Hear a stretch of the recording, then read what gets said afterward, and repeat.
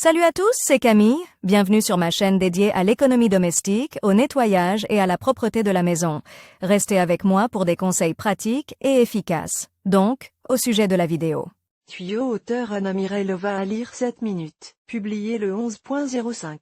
2022 sans soleil, sans air et sans eau, il n'est pas possible d'obtenir une bonne récolte. En général, les deux premiers paramètres ne posent pas de problème en été. Mais les plantes liquides sur la parcelle de la ferme peuvent manquer de façon catastrophique. Dans ce cas, il faut organiser un arrosage artificiel. Sans l'aide d'un tuyau d'arrosage, c'est presque impossible. Comment choisir ce produit ? Pour qu'il ne se fissure pas, ne se torde pas, ne se plie pas et remplisse parfaitement ses fonctions. Ce que doit être un tuyau d'arrosage. Les tuyaux sont disponibles dans une large gamme de formes et de couleurs et dans un grand nombre de matériaux. Ils peuvent avoir des buses, des longueurs différentes et une durée de vie variable. Le choix de l'inventaire doit se faire en fonction de l'objectif et de la fréquence d'utilisation. Si vous avez l'intention, en plus d'arroser le potager et les plates-bandes, de laver la cour, le toit ou la voiture, vous devriez vous tourner vers une option universelle. Dans ce cas, le tuyau doit être multicouche, doté de raccords internes,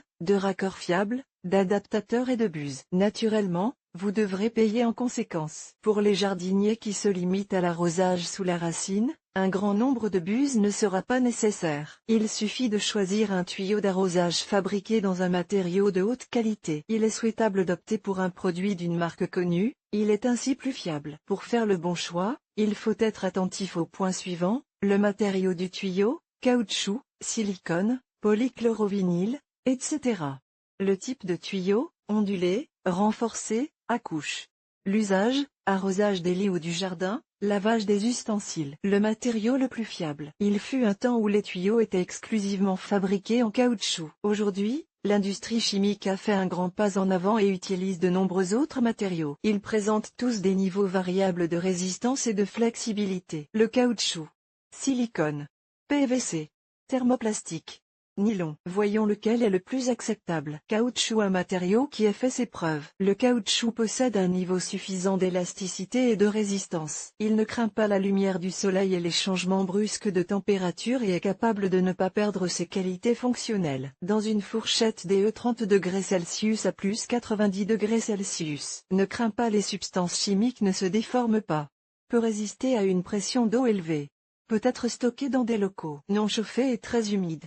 Abordable. Le caoutchouc souple contribue à la durabilité du tuyau. Le seul inconvénient peut être qualifié de poids important du produit. Plus le tuyau d'arrosage est long, plus il est difficile de le déplacer sur le terrain. Nylon en termes de solidité et de résistance à l'usure, ce matériau n'a pratiquement rien à envier au caoutchouc, mais contrairement à ce dernier, il est léger. Le produit en nylon est donc facile à transporter sur le terrain et à tirer pendant l'arrosage. Le tuyau est flexible et se plie facilement en rond pour le stockage, sans se tordre ni se casser. Parmi les inconvénients du produit, on peut noter le danger de rester le tuyau à basse température, l'instabilité aux fluctuations de pression, la durée de vie avec une utilisation régulière d'environ 2 ans. Thermoplast, ce matériau a repris du caoutchouc la capacité de résister à des températures anormales et aux variations de pression. Il a repris du nylon la légèreté. Le tuyau thermoplastique peut être utilisé tout au long de l'année. Il ne perd pas ses qualités dans la plage des 50°C à plus 90°C. Résiste à une pression de 8 atmosphères.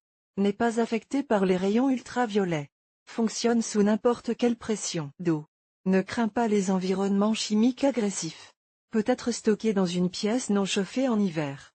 Résiste à des torsions serrées. Le prix d'un tuyau thermoplastique est environ 2 fois moins élevé que celui d'un tuyau en caoutchouc. Mais vous pourrez utiliser le produit pendant une décennie et demie. Le silicone, s'il s'agit d'argent, ou plutôt d'absence d'argent, vous devrez vous contenter du choix le plus économique, le tuyau en silicone. L'avantage de ce produit est sa légèreté et son élasticité, mais son inconvénient majeur est sa courte durée de vie. Vous devrez peut-être acheter un nouveau tuyau dès la 2e saison. Et en hiver, il faudra l'amener dans la pièce où il est chauffé, car le silicone ne tolère pas les températures négatives. L'augmentation de l'humidité n'est pas non plus souhaitable lors du stockage. Sous l'influence de la lumière brûlante du soleil, le matériau du tuyau peut se déformer. Le tuyau est destiné à l'irrigation sous la racine. Lorsqu'un système d'arrosage est connecté, la pression augmente et le tuyau peut éclater. Le PVC parmi les manchons en polychlorovinyle, Il existe des modèles en silicone, peu coûteux, mais aussi à usage unique. Mais il existe aussi des manchons multicouches. Bien qu'ils soient plus chers, ils sont de meilleure qualité. Plus le nombre de couches est élevé, plus la durée de vie du tuyau est longue. En outre, les produits en PVC sont renforcés. C'est la meilleure option en termes de fiabilité et de durée de fonctionnement. Ils ne craignent pas les pressions élevées, les plis et les changements de température critiques. Les tuyaux renforcés maintiennent mieux la pression de l'eau que les tuyaux en caoutchouc,